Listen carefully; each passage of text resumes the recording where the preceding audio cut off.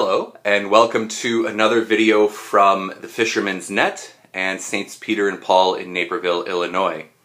In this series of videos, we're looking at the foundations of Catholic morality and some of the basics of moral decision-making. And in our first video, we looked at the human person created in the image and likeness of God. And we said that one element of this being in the image and likeness of God is that we're created with an intellect to know the truth and with a will that's ordered to choose the good, right? An intellect that knows the truth, a will to choose the good. And we said, well, because of that intellect and will, we have freedom.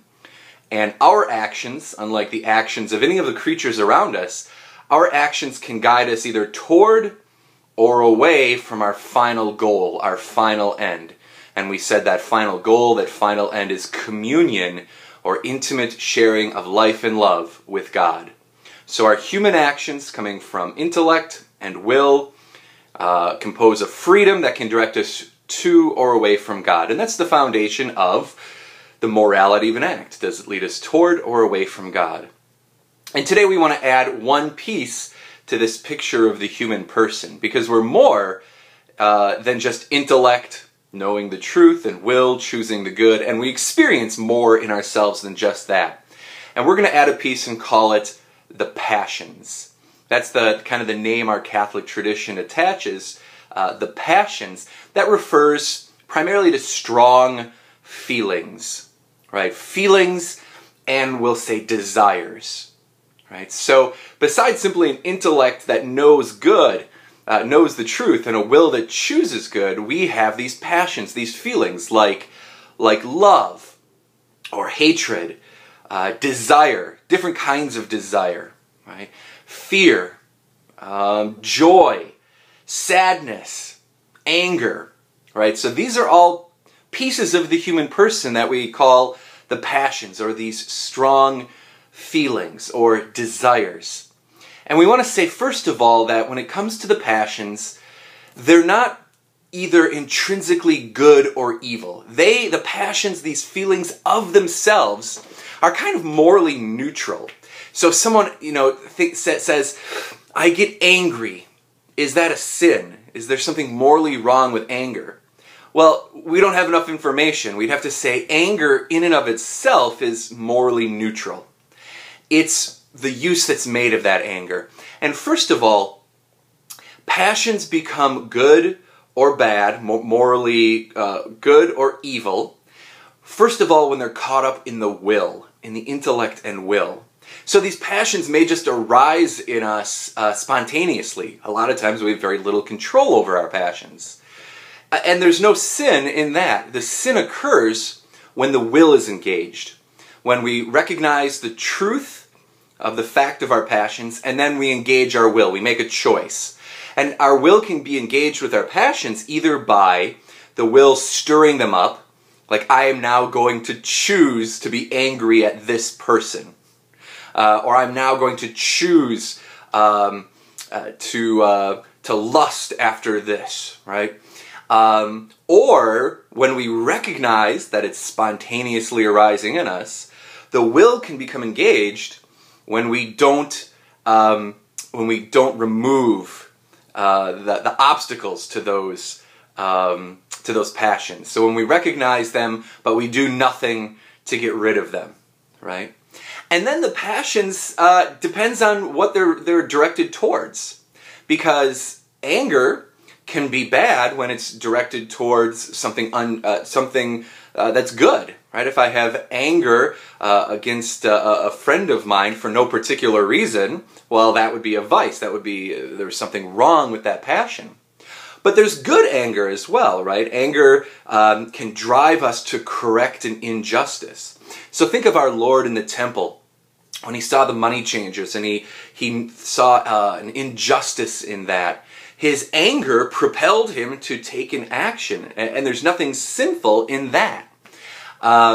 So we have to say about these passions, these feelings, these desires, first of all, they're morally neutral. They get caught up in morality when the will is engaged, when I either stir them up or do nothing to prevent them in bad cases. When the will is engaged, and second, what they're propelling us to do, what the action is. So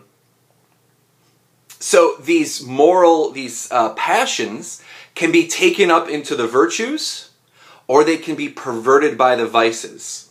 So these passions in and of themselves can propel us to do good, or they can propel us to do evil. So that's always the question we have to look at. Are the passions themselves, these feelings, propelling us to good or to evil? Here's the problem.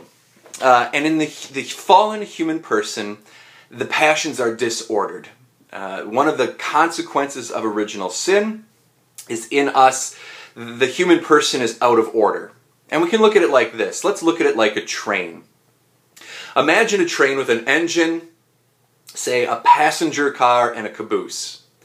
In the properly ordered human, say the human before the fall or the human redeemed by grace, the engine would be the intellect. The intellect knows the truth.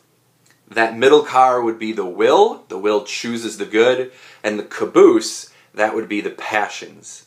And so in a well-ordered human being, before the fall or redeemed by grace, in a moral decision, the intellect would apprehend, would know the truth, it would command the will, and the will would then choose the good, and the passions would follow.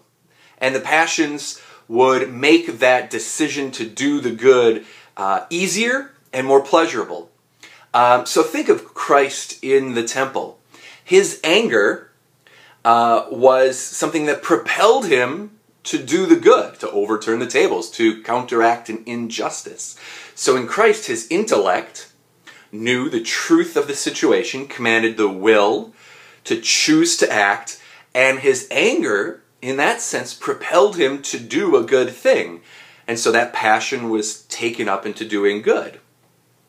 In us, the same thing can be for us with, say, fear. Fear of a legitimate fear, where our intellect recognizes a legitimate fear, a true thing, commands the will to avoid that thing. And then the passions, fear itself, propels us to get away. That's a normal, very good thing. The passions, though, can also work the opposite way, or that is, the person can be disordered. And here's where the train gets mixed up. Where in a disordered person, and I think we've all experienced this, the passions are driving the train, the passions become the engine. The will is still there in the middle, and then the intellect becomes the caboose. And in this case, the passions want what they want when they want it, command the will to choose it, and the intellect is kind of asleep at the switch.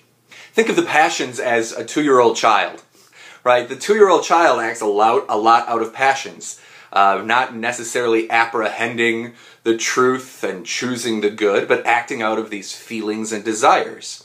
In this case of the inverted train, the 2-year-old is at the switch, right? Well, I want what I want when I want it, commands the will to choose it, and the intellect is just kind of not there. So let's give a quick example.